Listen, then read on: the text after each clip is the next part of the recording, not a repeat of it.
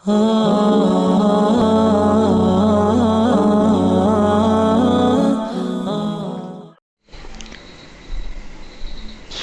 അലൈക്കും വറഹ്മത്തുള്ളാഹി വബറകാതുഹു. ബിസ്മില്ലാഹിർ റഹ്മാനിർ റഹീം. അൽഹംദുലില്ലാഹി റബ്ബിൽ ആലമീൻ വൽ ആഖിബത്തു ലിൽ മുത്തഖീൻ വസ്സലാത്തു വസ്സലാമു അലാ അഷ്റഫിൽ മുർസലീൻ വഅലാ ആലിഹി വസഹ്ബിഹി അജ്മഈൻ. അമ്മാ ബഅദ്. പ്രിയമുള്ള ശ്രോതാക്കളെ, ബഹുമാനപ്പെട്ട ഉമ്മഹാത്തുൽ മുഅ്മിനീൻ ആയിഷ ബീബി റളിയല്ലാഹു തആല അൻഹായുടെ ജീവിതവുമായി ബന്ധപ്പെട്ട ഏതാനും പഠനാർഹമായ ചരിത്രങ്ങളാണ് ഞാനിന്ന് പറയാൻ ഉദ്ദേശിക്കുന്നത്. ആയിഷ ബീബി റളിയല്ലാഹു തആല അൻഹ ഒരിക്കൽ ഒരു അടിമയെ വാങ്ങി. അപ്പോൾ മുഖറബുൽ അംലാഖ് ജിബ്രീൽ അലൈഹിസ്സലാത്തു വസ്സലാം വന്നു നബി സല്ലല്ലാഹു അലൈഹി വസല്ലമ തങ്ങളോട് പറഞ്ഞു, യാ മുഹമ്മദ് അഖ്രിജ് ഹാദിഹിൽ ജാരിയത മിൻ ബൈതിക ഫഇന്നഹാ മിൻ അഹ്ലിൻ നാർ. ഈ അടിമയെ ഒഴിവാക്കണം, കാരണം ഇവൾ നരകവാസിയാണ് എന്ന് ജിബ്രീൽ അലൈഹിസ്സലാത്തു വസ്സലാം നബി സല്ലല്ലാഹു അലൈഹി വസല്ലമ തങ്ങളോട് പറഞ്ഞപ്പോൾ ബഹുമാനപ്പെട്ട ബീവി ആയിഷ അവളെ ആ അടിമസ്ത്രീയെ ഒഴിവാക്കി. ആ അടിമസ്ത്രീ വീട്ടിൽ നിന്ന് പോകുമ്പോൾ ബഹുമാനപ്പെട്ട ബീവി ആയിഷ അവൾക്കൊരു കാരക്ക നൽകി. അതിൻ്റെ പകുതി അവൾ ഭക്ഷിക്കുകയും പകുതി വഴിയിൽ കണ്ട ഒരു ഫക്കീറിന് നൽകുകയും ചെയ്തു. അപ്പോൾ വീണ്ടും മുഖറബുൽ അംലാഖ് മലക്ക് ജിബ്രീൽ അലൈഹിസ്സലാത്തു വസ്സലാം വന്ന് നബിയോട് പറഞ്ഞു, ആ അടിമസ്ത്രീയെ നിങ്ങൾ തിരിച്ചു വിളിക്കുക, നിങ്ങൾ തിരിച്ചെടുക്കുക. ആ ധർമ്മം കാരണം അവൾ സ്വർഗവാസിയായി തീർന്നിരിക്കുന്നു എന്ന് മുഖറബുൽ അംലാഖ് ജിബ്രീൽ അലൈഹിസ്സലാത്തു വസ്സലാം നബി തങ്ങളോട് പറഞ്ഞു.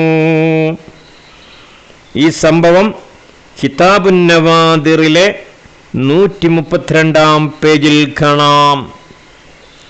വീണ്ടും ആയിഷ ബീവി റളിയല്ലാഹു തആല അൻഹയുമായി ബന്ധപ്പെട്ട ഒരു സ്വപ്നം കൂടെ ഞാൻ പറയാം.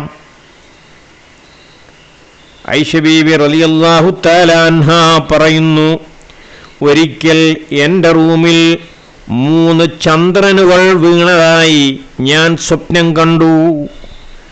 വിവരം ഞാൻ പിതാവായ അബൂബക്കർ സിദ്ദീഖ് റളിയല്ലാഹു അൻഹുവിനോട് പറഞ്ഞു. സിദ്ദീഖുൽ അക്ബർ റളിയല്ലാഹു തആല അൻഹുവിൻ്റെ മറുപടി, നല്ല സ്വപ്നമാണ് നീ കണ്ടത്. നിന്റെ സ്വപ്നം സത്യമാണെങ്കിൽ ഭൂമിയിലെ ഏറ്റവും നല്ലവരായ 3 ആളുകളെ നിന്റെ റൂമിൽ മറവ് ചെയ്യപ്പെടുന്നതാണ്. ഖൈറൻ റൈതി ഇൻ സ്വദഖത്ത് റുയാക്കി ദുഫിന ഫീ ബൈതികി ഖൈറു അഹ്ലിൽ അർളി സലാസ. നല്ല സ്വപ്നമാണ് നീ കണ്ടത്. നിന്റെ സ്വപ്നം സത്യമാണെങ്കിൽ ഭൂമിയിലെ ഏറ്റവും നല്ലവരായ 3 ആളുകളെ നിന്റെ റൂമിൽ മറവ് ചെയ്യപ്പെടുന്നതാണ്. അങ്ങനെ നബി സല്ലല്ലാഹു അലൈഹി വസല്ലമ തങ്ങൾ വഫാത്താവുകയും അവരുടെ റൂമിൽ മറവ് ചെയ്യപ്പെടുകയും ചെയ്തപ്പോൾ ബഹുമാനപ്പെട്ട സിദ്ദീഖുൽ അക്ബർ റളിയല്ലാഹു തആല അൻഹു പറഞ്ഞു, യാ ആയിഷ, നീ കണ്ട ചന്ദ്രനുകളിൽ ഏറ്റവും ഖൈറായവരാണിവർ. പിന്നീട് അബൂബക്കർ സിദ്ദീഖ് റളിയല്ലാഹു അൻഹുവിനെയും ഉമർ ഖത്താബ് റളിയല്ലാഹു അൻഹുവിനെയും ആയിഷ ബീവിയുടെ റൂമിൽ തന്നെ മറവ് ചെയ്യപ്പെട്ടു.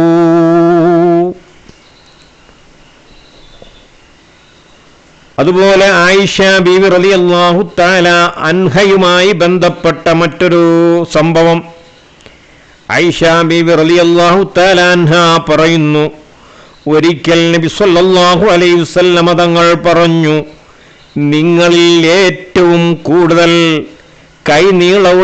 കൈനീളമുള്ളവരായിരിക്കും എന്നോട് ആദ്യം ചേരുക.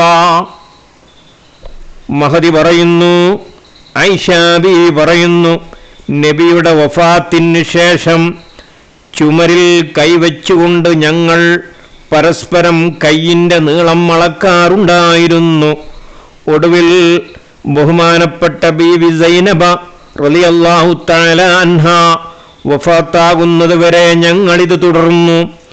എന്നാൽ അവർ ഞങ്ങളിൽ വലിയ നീളമില്ലാത്ത കുറിയവരായിരുന്നു. അപ്പോഴാണ് നബി സല്ലല്ലാഹു അലൈഹി വസല്ലമ തങ്ങൾ പറഞ്ഞ വാക്കിൻ്റെ അർത്ഥം ഞങ്ങൾക്ക് മനസ്സിലായത്. അവിടുന്ന് ഉദ്ദേശിച്ചത് ഏറ്റവും കൂടുതൽ ധർമ്മം ചെയ്യുന്നവർ എന്നായിരുന്നു. കാരണം ബീവി സൈനബ് റളിയല്ലാഹു തആല അൻഹ കൈത്തൊഴിലിൽ നിപുണയായിരുന്നു. അവർ വസ്ത്രം തുന്നുന്നവരായിരുന്നു, ഊറക്കിടുന്നവരായിരുന്നു. അതിൽ നിന്ന് കിട്ടുന്ന സമ്പത്ത് കൊണ്ട് അള്ളാഹുവിൻ്റെ മാർഗത്തിൽ ധർമ്മം ചെയ്യൽ പതിവായിരുന്നു. ഈ സംഭവം ബഹുമാനപ്പെട്ട ബുഖാരിയിലും സ്വഹീഹ് മുസ്ലിമിലും സ്വഹീഹ് ബുഖാരിയിലുമുണ്ട്. അൽ ഇസ്വാബ എന്ന കിതാബിൻ്റെ 4-ാം ജുസ് 314-ാം പേജിൽ ഈ സംഭവം കാണാം. ആയിഷ ബീവി റളിയല്ലാഹു തആല അൻഹായുമായി ബന്ധപ്പെട്ട മറ്റൊരു സംഭവം, അബുൽ ജൗസാ റളിയല്ലാഹു തആല അൻഹു പറയുന്നു, മദീനക്കാർക്കൊരിക്കൽ ശക്തമായ വരൾച്ച ബാധിച്ചു, ശക്തമായ വിറം ബാധിച്ചു. കൃഷികളെല്ലാം നശിച്ചുപോയി, വെള്ളങ്ങളെല്ലാം വറ്റി വരണ്ടു, മൃഗങ്ങൾക്കൊന്നും കുടിക്കാൻ വെള്ളമില്ലാത്തൊരവസ്ഥയെത്തി. അവർ ആയിഷ ബീവിയോട് സങ്കടം പറഞ്ഞു. മഹദി പറഞ്ഞു, നിങ്ങൾ നബിയുടെ ഖബറിലേക്ക് ചെന്ന് ആകാശത്തിനും ഖബറിനുമിടയിൽ മറയില്ലാത്ത രൂപത്തിൽ ആ റൂമിൽ നിന്ന് ആകാശത്തിലേക്ക് ദ്വാരങ്ങൾ നിർമ്മിക്കുക. അവർ അങ്ങനെ ചെയ്തു. അവർക്ക് മഴ ലഭിക്കുകയും അത് കാരണം പുല്ലുകൾ മുളക്കുകയും ഒട്ടകങ്ങൾക്ക് വെള്ളം ലഭിക്കുകയും ഒട്ടകങ്ങൾ വെള്ളം കുടിക്കുകയും അങ്ങനെ കൊഴുപ്പ് വർദ്ധിച്ച് തടിക്കുകയും ചെയ്തു. ആ വർഷത്തിന് ആമുൽ ഫതഹ് അഥവാ ക്ഷേമവർഷം എന്ന് പേര് വെക്കപ്പെടുകയും ചെയ്തു എന്ന് മിർകാത്തുൽ മസാബീഹിൽ കാണാം. ഇബ്നു അബീ മുലൈക റളിയല്ലാഹു തആല അൻഹു പറയുന്നു, ആയിഷ ബിബി റളിയല്ലാഹു തആല അൻഹായുടെ വഫാത്തിന്റെ രോഗത്തിൽ കിടക്കുമ്പോൾ ബഹുമാനപ്പെട്ട ഇബ്നു അബ്ബാസ് റളിയല്ലാഹു തആല അൻഹുമ സന്ദർശിക്കാൻ വേണ്ടി ആയിഷയുടെ അടുക്കൽ ചെന്നു. അവർ സമ്മതം നൽകിയില്ല. സഹോദരപുത്രന്മാർ നിർബന്ധിച്ചപ്പോൾ ഒടുവിൽ സമ്മതം നൽകി. ഇബ്നു അബ്ബാസ് റളിയല്ലാഹു അൻഹു അവരോട് പറഞ്ഞു, നിങ്ങൾ സന്തോഷിക്കുവീൻ, നിങ്ങൾക്കും നബിക്കും മറ്റു ഇഷ്ടക്കാർക്കുമിടയിൽ കണ്ടുമുട്ടാൻ നിങ്ങളുടെ റൂഹ് ശരീരത്തിൽ നിന്ന് വിട്ടുപിരിയാനുള്ള സമയം മാത്രമേ ഇനി ബാക്കിയുള്ളൂ. നബിയുടെ ഭാര്യന്മാരിൽ അവിടത്തേക്ക് ഏറ്റവും ഇഷ്ടപ്പെട്ടവർ നിങ്ങളായിരുന്നില്ലേ? നബി സല്ലല്ലാഹു അലൈഹി വസല്ലമ നല്ലവരെ മാത്രമേയല്ലേ ഇഷ്ടപ്പെടാറുള്ളൂ. അബവായിൽ വെച്ച് നിങ്ങളുടെ മാല നഷ്ടപ്പെട്ടപ്പോൾ അത് ലഭിക്കാൻ വേണ്ടി കാത്തിരിക്കുകയും വെള്ളമില്ലാതെ പ്രയാസപ്പെടുകയും ചെയ്ത സമയത്തല്ലേ തയമ്മുമിന്റെ ആയത്തിറങ്ങിയത്? ഈ ഉമ്മത്തിന് അല്ലാഹുവിന്റെ കാരുണ്യം ലഭിക്കാനുള്ള കാരണം നിങ്ങളല്ലേ? പിന്നീട് നിങ്ങളെക്കുറിച്ച് ആരോപണം വന്ന സമയത്ത് ഏഴാനാകാശത്തിന്റെ അപ്പുറത്ത് നിന്നല്ലേ നിങ്ങളെ കുറ്റമുക്തരാണെന്ന നിങ്ങൾ കുറ്റവിമുക്തരാണെന്ന് ആയത്തിറങ്ങിയത് എല്ലാ പള്ളികളിലും ദിവസവും പ്രസ്തുത ആയത്തുകൾ പാരായണം ചെയ്യപ്പെടുന്നില്ലേ? ഇത്രയും പറഞ്ഞു കഴിഞ്ഞപ്പോൾ ഉമ്മഹാത്തുൽ മുഅ്മിനീൻ ബഹുമാനപ്പെട്ട ബീവി ആയിഷ റളിയല്ലാഹു തആല അൻഹാ പറഞ്ഞു, ഫവല്ലാഹി ലവദിത്തു അന്നീ കുന്തു നസിയം മൻസിയാ. അല്ലാഹുവാണ് സത്യം, ഞാൻ തേഞ്ഞുമാഞ്ഞു പോയിരുന്നെങ്കിൽ എന്നാഗ്രഹിച്ചു. എങ്കിൽ പരലോകത്തെ അഭിമുഖീകരിക്കേണ്ടി വരില്ലല്ലോ.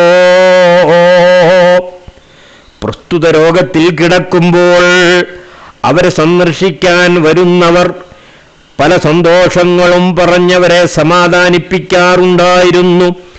അപ്പോഴെല്ലാം അവരുടെ മറുപടി യാ ലൈതനീ കുന്തു ഹജറാ, യാ ലൈതനീ കുന്തു മദറത്തൻ, ഞാനൊരു കല്ലായിരുന്നെങ്കിൽ നന്നായിരുന്നേനെ, ഞാൻ കളിമണ്ണായിരുന്നെങ്കിൽ നന്നായിരുന്നേനെ എന്നിങ്ങനെ പറഞ്ഞ് ബീവി ആയിഷ വിലപിക്കാറുണ്ടായിരുന്നു.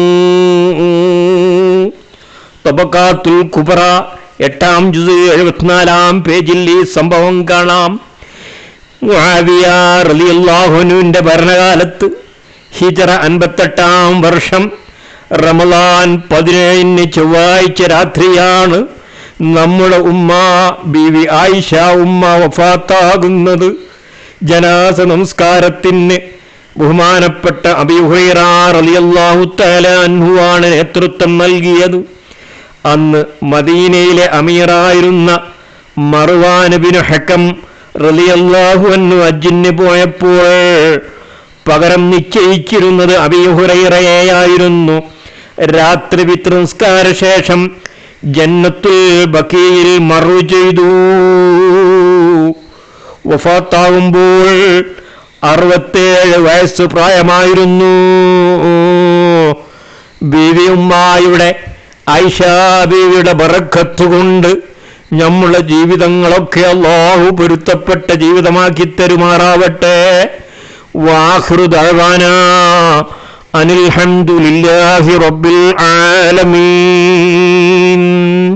അസ്സലാമു അലൈക്കും വറഹ്മത്തുള്ളാഹി വബറകാതുഹു.